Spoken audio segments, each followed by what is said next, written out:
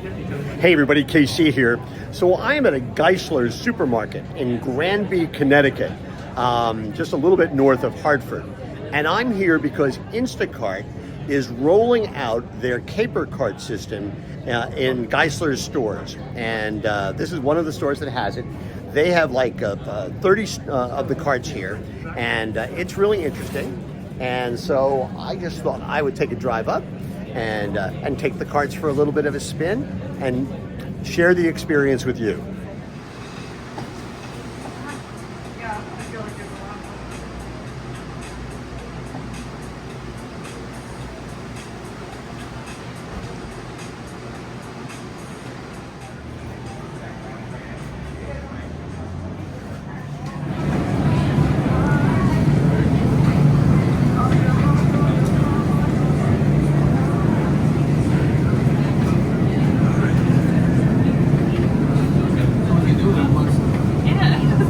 So basically, it's pretty simple.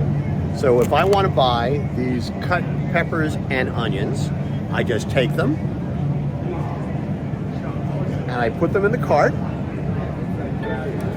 and it instantly registers the fact that I bought them.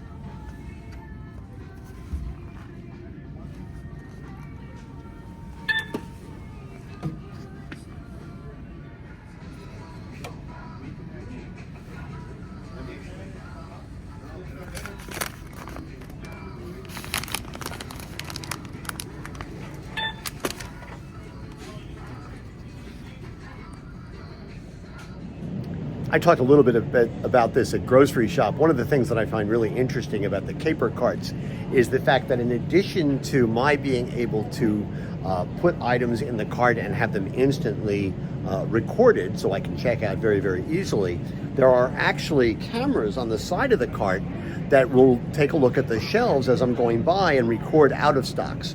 So over here, you can see there's some out of stocks in the bread department. This cart is able to do that and send that information back to the retailer. And to me, this sort of avoids those annoying robots that wander up and down the aisles. It's really, really smart. In a lot of ways, you're getting the consumer to do some of the work for you by pushing the robot up and down the aisle.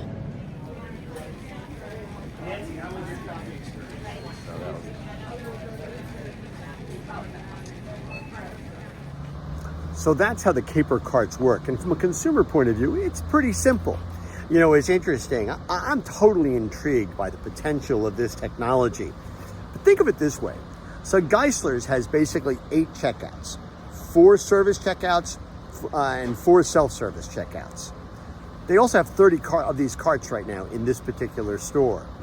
That basically adds 30 self-checkout systems to the store. It's an enormous ability to kind of speed up and improve the shopper experience, and I think that's a really interesting move by their part. Now, they're doing it at a fraction of the cost that it would cost them to put in self-checkout systems. And the other thing is, quite frankly, this technology is almost certainly going to be a lot more nimble than the technology that would be used in a self-checkout lane. Basically, Instacart has a couple of different ways of making this work. It's either a CapEx program or it's an OpEx program. CapEx is you invest all the money up front. OpEx is, and that's probably going to be more appealing to companies like Geissler's. Basically, what you're doing is you give them a piece of the action on every transaction. Listen, let's be clear. The action is advertising. There are retailer ads, very often tied to their circular, whatever it is they happen to be using. And there are the ads that Instacart is bringing in. They can link it to coupons. They can link it to loyalty marketing programs. There's ways in which they can help people navigate the store based on a list that they're able to download in advance. But the key is they've got to really be focused, I think, on conversions and not in impressions. And everybody gets paid both ways. But conversions is really more important. Let's suppose that I get on the cart and I see that the ads I see are for, say, ground beef, bread, and cat food. But I'm a vegetarian I'm gluten-free and I like dogs. Those ads are only going to serve to annoy me, and at the very least, they're going to be irrelevant to my experience. This is the thing they've got to work on. And basically, the Instacart folks say this is on the roadmap. It's not quite there yet, but they need to make sure that they have information about the shopper that makes all of the advertising incredibly relevant to the shopper. And it seems to me that one of the things they can do is they can start to do a better job of profiling the customer, asking the customer to fill out a questionnaire maybe when they sign up, and then use AI to continue to build that profile based on activity. When you start to add in other kind of elements down the road, whether it's auto replenishment, both at the vendor and the consumer level, you really start to close the circle. You're going to be able to tell the vendor, based on what the cart is able to do, where the out of stocks are, move things in from the back room gets refilled. And then you can also, if a customer is actually buying stuff on a regular basis, you can use an auto replenishment system to say, hey, listen, you don't need to buy that dog food at the store twice a month. We can have it delivered to you. So there's all sorts of ways that Instacart and the retailers with which it is working are going to be able to close the circle to heighten the consumer experience, which is going to be really, really important, especially at a time, and I keep saying this, there's so much consolidation taking place in the industry. Companies like Geissler are going to have to do this stuff in order to remain competitive down the road.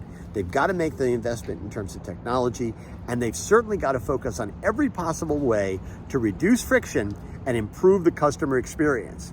And by the way, I'm happy to say that, once again, this in 2025, I'm going to be facilitating the National Grocers Association Technology Track at their show in Las Vegas in late February.